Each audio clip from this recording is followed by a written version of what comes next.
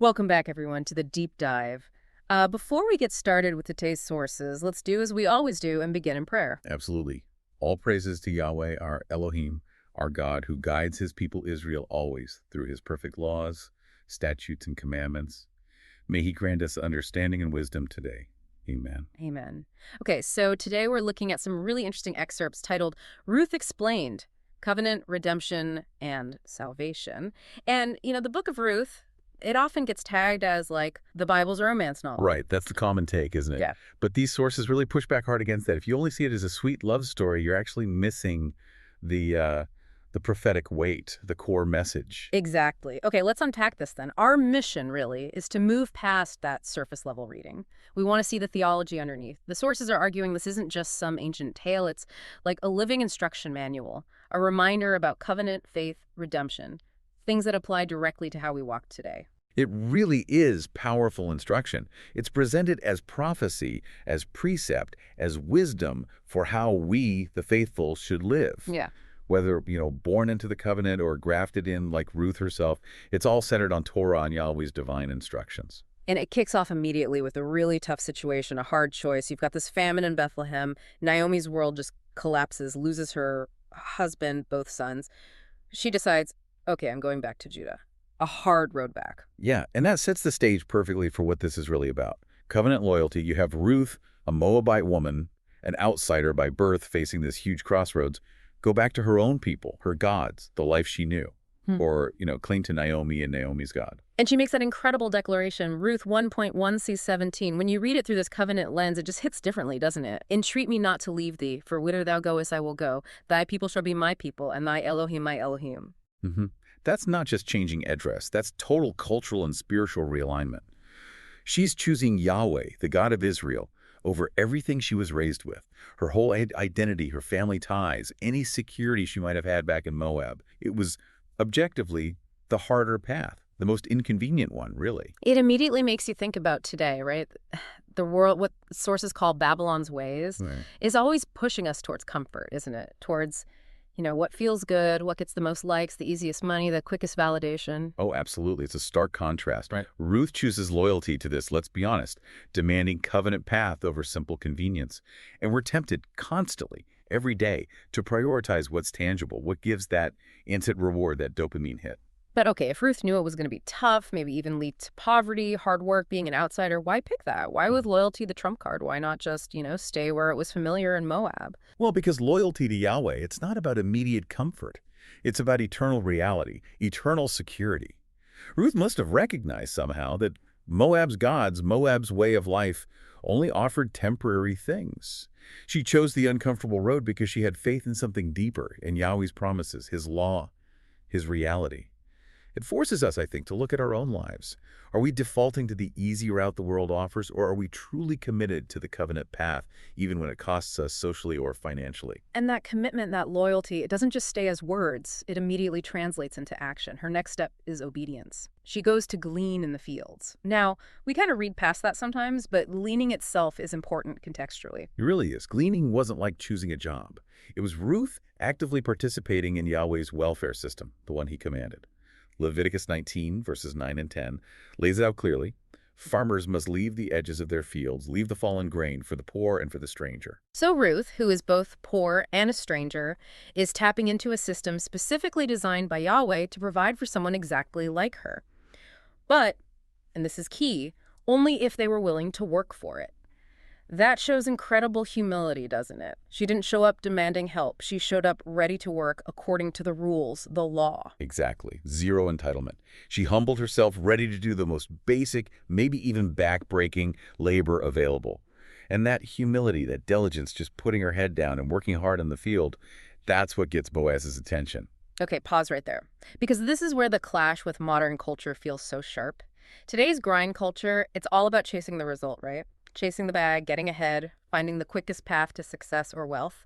Ruth wasn't chasing the bag. Not at all. She was just chasing obedience within the boundaries Yahweh had set.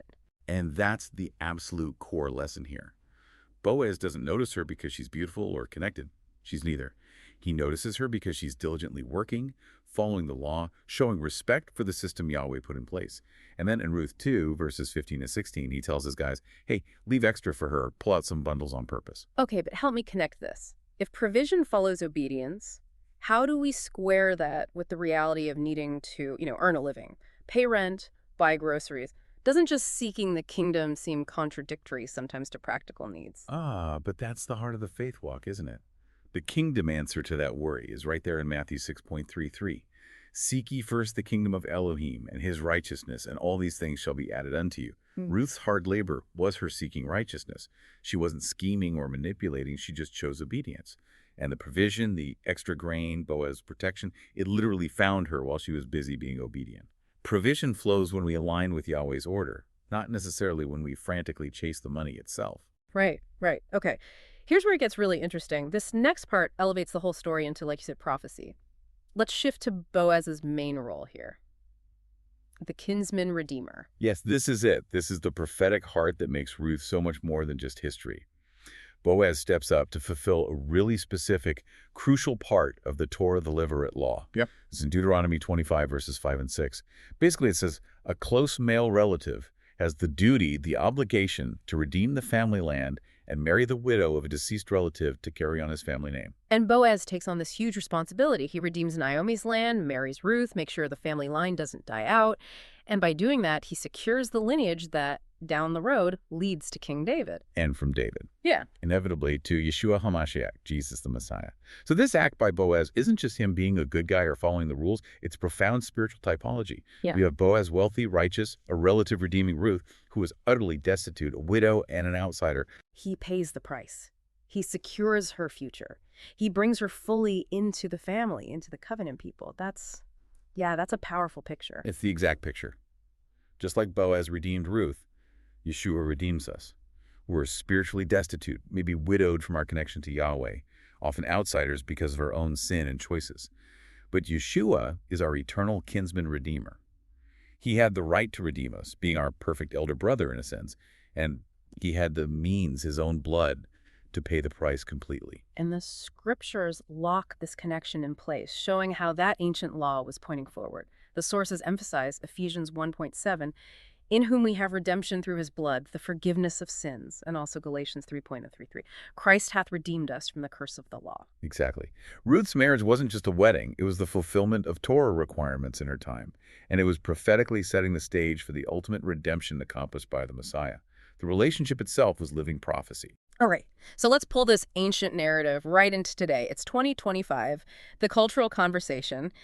It feels so often centered on instant results, secure the bag, glow up, level up, and maybe the most pervasive one, live your truth. And Ruth's story just cuts right through that with a completely different mandate, doesn't it? It tells us, secure your faith, level up in righteousness, live Yahweh's truth, his Torah, no matter what the world around you says is acceptable or normal. When we talk about practical application, like leaving Moab or leaving Babylon's ways, what does that actually mean for someone listening right now living in, say, America or the UK? Sounds big. Maybe overwhelming. It means making a conscious choice to detach our thinking, our values, our daily practices from the world systems that prioritize instant gratification and, frankly, moral relativism. Ruth physically left Moab, the place of idolatry. We need to spiritually leave the idolatry that's woven into modern culture, the worship of self, the worship of money, the obsession with status and image.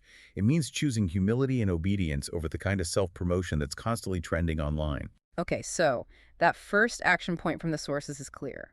Ruth left Moab. We need to intentionally leave behind Babylon's ways, the world's mindset. Second, Ruth submitted to Yahweh's laws, the Torah. We also must submit to the Torah, seeing obedience not as a burden, but as the actual framework Yahweh designed for blessing, for provision, for life. And the third point connects back to Ruth being grafted in. Yes.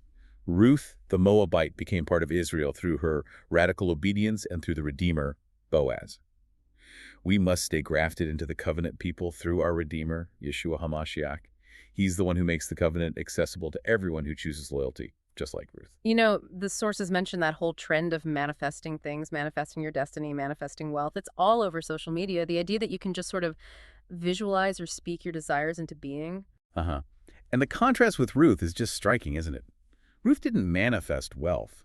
She manifested fierce, difficult, inconvenient obedience. And what was the result? What did she reap? A lineage that led directly to the King of Israel and ultimately to the Messiah himself. That is true manifesting Yahweh's will, which is always going to be infinitely greater and more lasting than manifesting our own temporary wants. That's a huge distinction. It shifts the focus entirely from a potentially selfish goal to a righteous action aligned with Yahweh. Okay, so bringing it all together, what does this mean for you listening right now, trying to navigate life faithfully? Let's recap those three main applications we pulled out. Okay. Number one, loyalty to Yahweh has to come before loyalty to the world. Choose kingdom culture, choose Yahweh's ways, even when they clash with the trends and pressures around you. Number two, obedience is the pathway to provision. Keep the Sabbath, honor the feasts, live according to the Torah, trust that Yahweh sees your humble, diligent efforts, and he will provide. It might not look like the world's definition of success, but he provides. And number three, true, lasting redemption is only found in Yeshua. Without him, we're spiritually adrift, like widows seeking security in things that ultimately fail. But with our Kinsman-Redeemer Yeshua, we are fully restored, adopted into the family, and promised an eternal inheritance. It really makes Ruth's story feel like our story, doesn't it? It shows the path from being lost, maybe spiritually barren, back into full redemption and inheritance through faith and obedience. Let's hold on to that promise from Psalm 103, verse 4. Who redeemeth thy life from destruction, who crowneth thee with loving kindness and tender mercies. And maybe as a final thought for you to chew on this week, think about how truly radical Ruth's first choice was. She gave up everything comfortable, everything familiar, for a covenant life that promised hardship, labor, and being an outsider. Now think about our lives today where convenience is almost worshipped.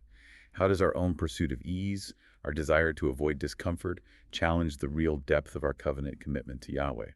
Are we willing to be inconvenienced for him? That's a challenging question to sit with, a really profound thought. Let's close our time together now in prayer. Abba Yahweh, Father Yahweh, we thank you for the example of Ruth's steadfast faith. We thank you for Boaz's righteousness and obedience to your law. And above all, we thank you for the infinite grace of our redemption through Yeshua HaMashiach. Please help us, strengthen us to leave behind the allure of Moab, the ways of Babylon. Help us walk faithfully in your commandments day by day, trusting that our true life, our salvation, our inheritance, it's all found in you and you alone. All praises, all glory to the Most High. Amen. Thank you for joining us for this deep dive. Until next time.